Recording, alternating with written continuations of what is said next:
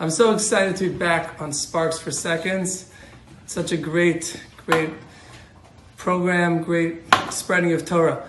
So I want to share with you one of my favorite ideas when it comes to Simcha. There's a famous expression out there. Is the cup half empty or is the cup half full? Which typically the expression's explained to mean, am I a positive person and I look at the positive, the cup is half full, or I'm more of a negative person and I see the cup is half empty? And the truth of the matter is, both are true. It's half full, it's half empty. But I want to give you a deeper explanation, a deeper idea behind this idea of the cup is half full or cup is half empty.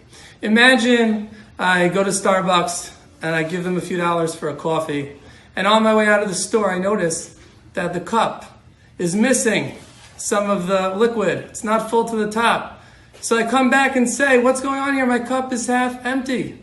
I'm missing. What is going on over here? But let me give you a different scenario. Someone comes over to me randomly and says, hey, Rabbi, how are you? Just went to the Starbucks. Have a big coffee here. I want to share with you. Here, let me give you some of my coffee. Here's a half a cup. The cup is half full. I'm so grateful. Wow. I'm so appreciative.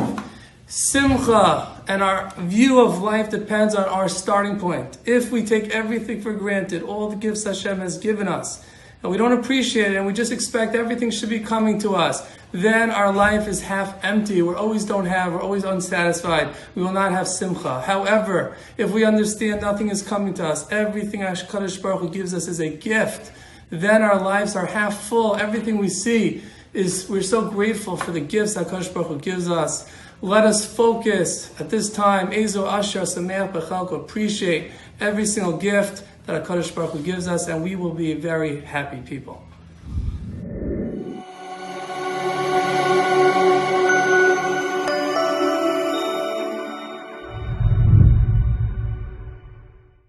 There are two factors that you have to have in order to be besimcha.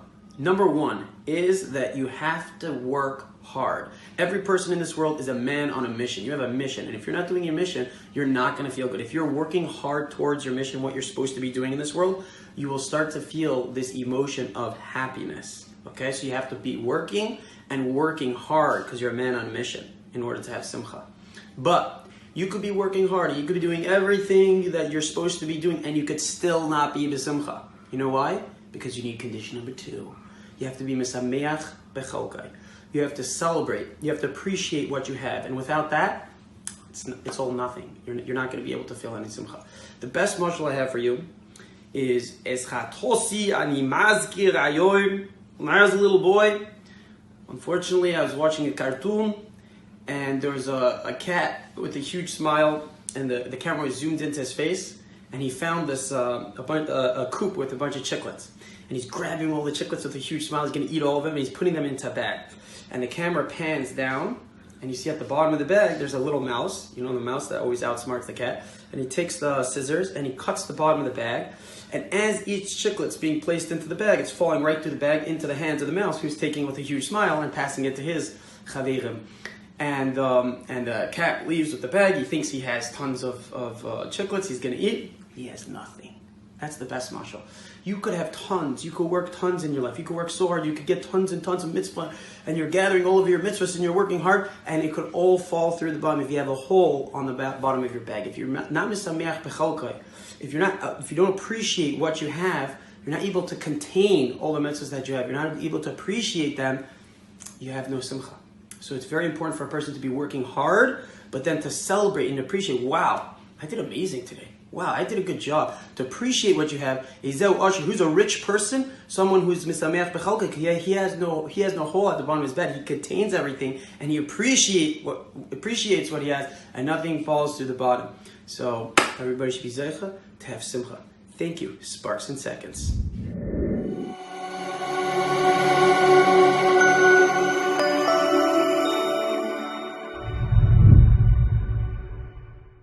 Okay, so we're talking about Simcha. So we have a problem. On one hand, we know that if you're not happy, then you get all these terrible curses, and it's like the worst thing in the world. On the other hand, the Rabbi Bechaya says that Simcha is like, even bigger than the mitzvah, and there's a Rav Nachman song that, mitzvah lios b'simcha tamid, Like, I don't get it. Is it a mitzvah or is it not a mitzvah? So here's the thing with Simcha. And Baruch Hashem, I was zeichet to hear this from Rabbi Kalish straight from his mouth here in Eretz Yisrael. He said, first of all, in yeshiva, we don't sing that song. That's number one. And he said, if you want to be happy, then be productive. You want to be happy? Brush your teeth. Live a life of productivity and you're going to be happy. That's what it means, that if you're going to not be happy, you're going to get all these curses, because that means that you're not living a productive life. You're not living a meaningful life. You know, by the way, Rav Hirsch says that Simcha and Smicha are the same shorish. Smicha means to grow, Simcha means to be happy. When you're in a life of growth, you're going to be happy. So we have to make sure that we're not focusing on the tuffle and we're getting the ikr. The main point is to live a productive, meaningful life. And if we're going to do that, then we're going to be happy. That's why the pasuk says, if you're not happy, you're going to get all these curses, because obviously something's wrong in your life. You're doing the mitzvahs wrong. You're not doing them in a way of growth and productivity and meaningful. So therefore, we have to realize this. If we want simcha, then we've got to be productive, we've got to brush our teeth, we've got to be meaningful, we've got to think about our actions, and through doing that, we'll be very, very happy.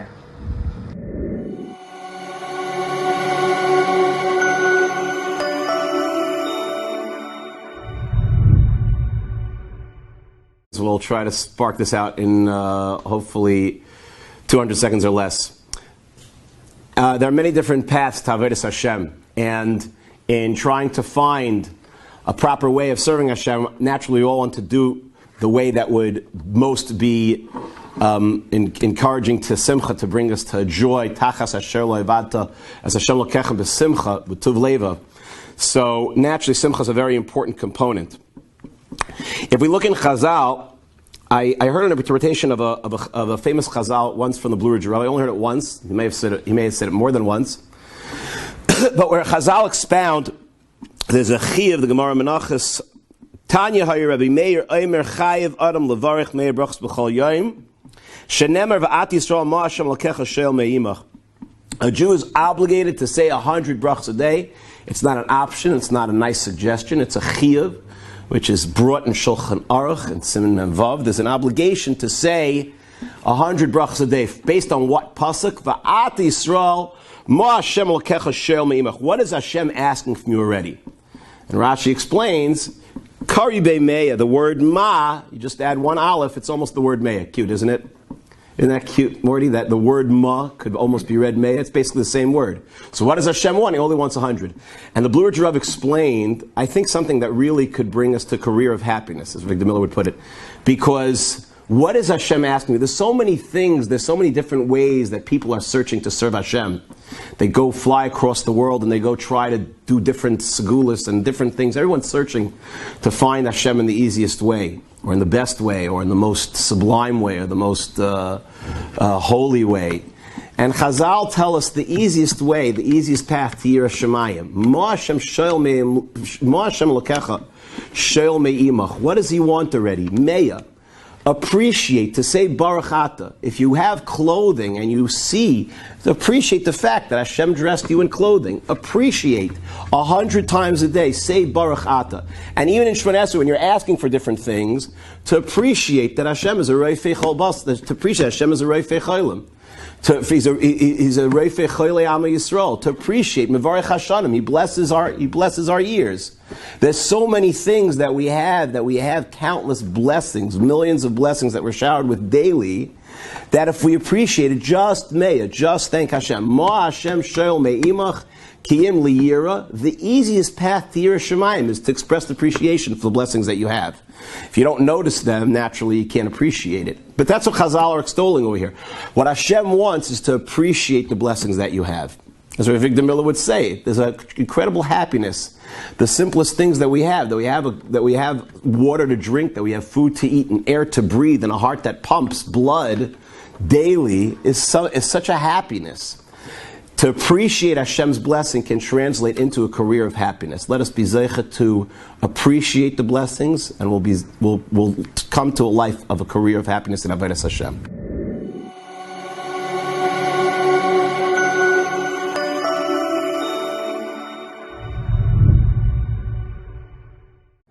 I was asked to speak about the topic of Simcha. I believe that there's quite a misunderstanding about the concept in Judaism of Simcha. There's a popular song of Mitzvah Gedola Lios B'Simcha. As far as I know, there's no such chazal like that. It's a song that maybe emanates from Reb Nachman Breslov. However, I'd like to take issue with that. There is no concept in Judaism of pursuing happiness. It's a concept in our Declaration of Independence, the pursuit of happiness. But actually, happiness is a byproduct of fulfilling your goals in life. If a person is Oved Hashem B'Simcha, that's the true concept, where the Torah says in the Klolos and Kisavo that the reason these clothes happened is because you didn't serve God with happiness. But happiness is not the goal. Happiness happens when you serve Hashem properly. And there's a mashal given by the Dubna Magid concerning a pasuk, Kilo Osi Karasa Yaakov Ki Yagata B'Yisrael. You didn't call out to me because you toiled so much, Israel. Now the Magid explains how do you connect the end of the pasuk to the beginning of the pasuk? So he says as follows: a mashal of somebody's luggage was being brought separate. In other words, let's say in the airport, you came home, but your luggage is going to be delivered later because it was delayed, and the guy calls you up. He's going to meet you in an hour, and you go outside. You see from the distance someone coming out of a truck with a big bag, and you tell him that's not my bag. He says, "How do you know?" He says, "Because I see that you're sweating when you're carrying it." So, Kilo Osi Karasa Yaakov. You're not calling out to me, meaning if someone doesn't enjoy Yiddishkeit, it's because Kiyogata, you're toiling too much, you got the wrong baggage. If somebody's not enjoying Yiddishkeit, it's probably because he's got something going on that impedes his Yiddishkeit. And ultimately, Shleimus Ha'adam is what brings Simcha, and that's why Chassav and Karlo are considered to be the epitome of Simcha because they reach their Shleimus. So the bottom line is, Simcha will come with the right attitude and being Oved Hashem B'Simcha, but don't pursue happiness per se. Have a great day.